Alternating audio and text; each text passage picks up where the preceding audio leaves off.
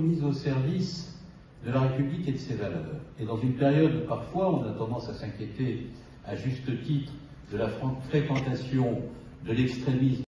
la radicalité et le radicalisme tel que vous l'avez vécu a été au fondement de ce qu'est la République telle que nous l'aimons. Et lorsque l'on relit les discours et les grands textes des radicaux prononcés au Parlement, à l'Assemblée nationale notamment, au début du siècle dernier, on constate que lorsqu'il fut nécessaire de déployer beaucoup d'énergie pour séparer l'Église de l'État dans une période où les monarchistes menaçaient toujours la République de leur volonté de retour, et avec leur volonté de retour, il y avait toujours l'ambition de faire en sorte que la monarchie se conjuguât avec la monarchie de droit divin, c'est-à-dire la confusion de l'Église et de l'État. Et la confusion de l'Église et de l'État, c'était une éducation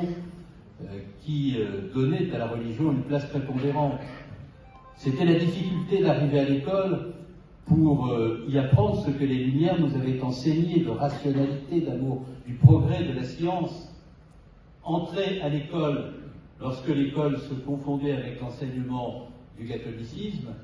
c'était ne pas être garanti qu'au sortir de l'école, même si ceux qui en sortaient savaient lire et écrire, il y aurait nécessairement des esprits libres, capables de juger par eux-mêmes, de choisir pour eux-mêmes, par l'exercice de leur libre conscience, leur propre chemin, pour être assurés d'être des citoyens libres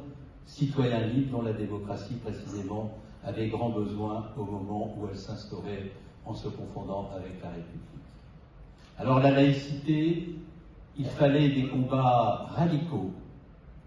pour l'instaurer, et c'est la raison pour laquelle vous étiez imprégné de radicalité, mais cette radicalité, vous la mettiez au service de valeurs qui vous interdisaient toujours l'extrémisme, la violence, les dérapages. La laïcité, pour vous, c'était la possibilité de croire ou de ne pas croire, et dès lors que l'on était en situation de faire le choix de sa propre religion, d'être toujours garanti qu'on pourrait bénéficier de la protection de l'État, qui n'en reconnaissait aucune, précisément pour permettre à chacun de vivre la sienne librement, si toutefois il faisait le choix d'avoir une religion. C'était la protection de l'État donnée à chacun pour que chaque citoyen soit libre.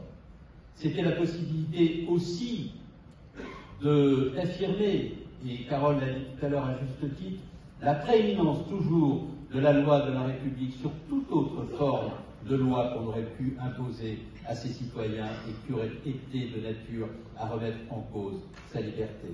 C'est la raison pour laquelle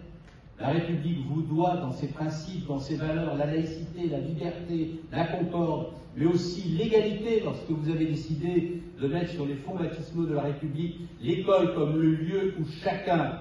pouvait apprendre, et notamment les plus défavorisés. L'école de la République aurait-elle formé autant de normaliens, autant d'agrégés de lettres, de philosophie, de sciences, venus des milieux les plus modestes, s'il n'y avait pas eu, à un moment de l'histoire de la République, des radicaux, des socialistes agissant ensemble au Parlement, au commencement de la République et de la démocratie définitivement instaurée, pour faire en sorte que cette aspiration à l'égalité des chances fût toujours possible. Mais bien entendu, si je n'évoquais que l'histoire qui nous rassemble, on me dirait, mais quel est le projet? Quel est l'intérêt d'avoir une si belle histoire si nous n'en faisons rien? J'évoque simplement l'histoire parce que j'ai beaucoup souffert au cours des derniers mois de voir une partie de la gauche oublier l'ensemble de ces legs qui nous ont été confiés, de ces relais qui nous ont été passés, d'avoir oublié l'esprit de Jaurès lorsque, dans ce très beau discours prononcé dans cette région en 1905, évoquant la laïcité, il appelait au refus de la violence, de la confrontation, et faisait de la laïcité l'instrument de la concorde, de la fraternité, de la compréhension de l'autre, de l'altérité, très belle valeur républicaine, si étroitement liée à la laïcité, et qui veut que lorsque l'on s'adresse à autrui, dans la vie politique notamment, on refuse d'agir à l'encontre d'autrui en l'injuriant, en l'insultant, en agissant avec violence contre lui précisément, parce qu'on n'aimerait pas que ce type d'acte soit commis à l'égard de soi-même. Jaurès, Blum enfermé avec Mandel dans les geôles des SS et s'interrogeant sur la signification profonde de l'engagement républicain alors que l'un des deux savait qu'il allait mourir sous les balles des nazis. Magnifique combat aussi de Pierre Mendès France montant à la tribune de l'Assemblée nationale sous les huées des conservateurs lorsqu'il s'agissait d'engager la décolonisation. Magnifique figure de Léon Blum aussi, patron du Front populaire, engageant le pays dans un ensemble de réformes sociales exceptionnelles qui changèrent le visage